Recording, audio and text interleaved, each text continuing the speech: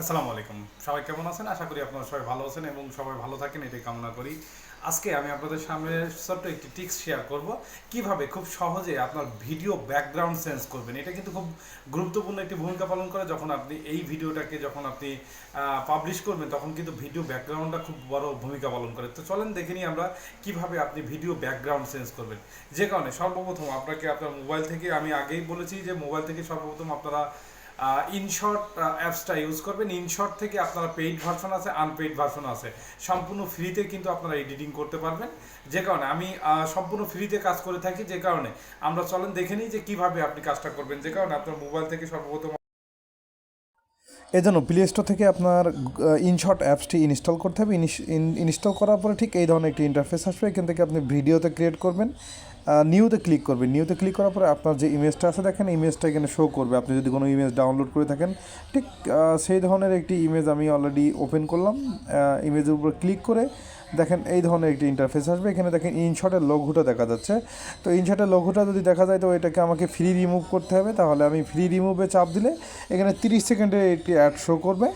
যদি এই add show করে তাহলে কিন্তু আপনার এই আপনার হাতে যদি অ্যাডটা একটা যদি আপনি স্মার্টফোন 30 থাকে সেকেন্ড তাহলে দেখেন তাহলে আপনিও কিন্তু কিন্তু আপনি ওই খুব লোগোটা সহজে ডিলিট টাকা করতে পারবেন।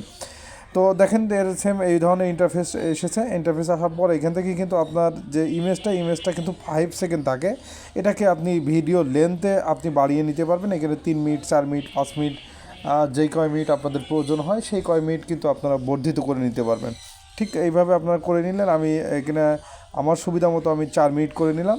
এর পরবর্তী যে কাজটা হচ্ছে, এরপরে আমি আমার যে ভিডিওটা আছে যেটার আমরা ব্যাকগ্রাউন্ড চেঞ্জ করতে চাচ্ছি সেই ধরনের একটি ভিডিও নিচ্ছি। আমার অনেক ধরনের এখানে ভিডিও আছে, আমি তার ভিতর থেকে একটি ভিডিও নিচ্ছি। এই ভিডিওটা নেওয়ার পরে দেখেন এই ধরনের একটি অপশন এসেছে, আমরা এখানে রেখেছি। এরপরে দেখেন ইনশর্ট থেকে দেখেন অনেকগুলো এখানে মেনু বার আছে। এখান থেকে আমরা চলে যাব কাট আউট যে অপশনটা আছে।